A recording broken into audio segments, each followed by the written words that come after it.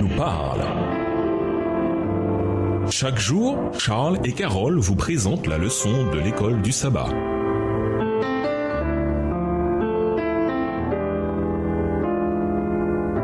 Bienvenue dans votre émission Dieu nous parle. Nous voilà à la leçon 1. Qui était Pierre? Étude de la semaine. Luc 5, les versets 1 à 11, Matthieu 16, les versets 13 à 17, Matthieu 14, les versets 22 à 33, Luc 22, les versets 31 à 34 et 54 à 62, Galates 2, verset 9 et Galates 2, les versets 11 à 14. Verset à mémoriser. Mais en voyant que le vent était fort, il eut peur, et comme il commençait à couler, il s'écria « Seigneur, sauve-moi !» Aussitôt Jésus tendit la main, le saisit et lui dit « Homme de peu de foi, pourquoi as-tu douté ?» Matthieu 14, les versets 30 et 31. Pierre est l'auteur des 2 livres qui portent son nom, 1 et 2 Pierre. Il faisait partie des premiers disciples de Jésus. Il a suivi Jésus pendant le ministère du Seigneur sur terre et il fut l'un des premiers disciples à voir le tombeau vide.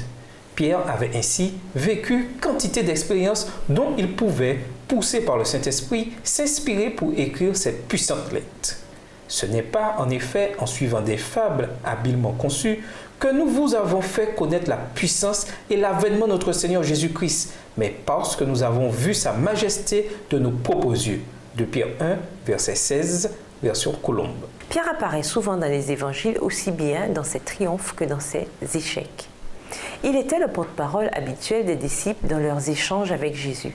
Après la résurrection et l'ascension, Pierre est devenu un dirigeant important de l'Église primitive. Le livre des Actes parle de lui, tout comme le livre de Galates. Plus important encore, Pierre savait ce que c'est que de faire des erreurs, d'être pardonné et d'avancer par la foi et dans l'humilité.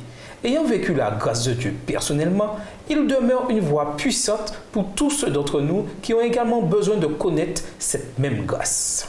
Et nous vous laissons avec la pensée du jour. Lorsque Jésus appela Simon à être son disciple, il changea son nom pour celui de Pierre. Le terme grec pour Pierre est Pétros, que l'on traduit par caillou.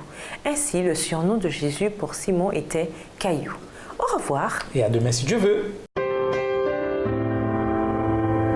Dieu nous parle. Chaque jour, Charles et Carole vous présentent la leçon de l'école du sabbat.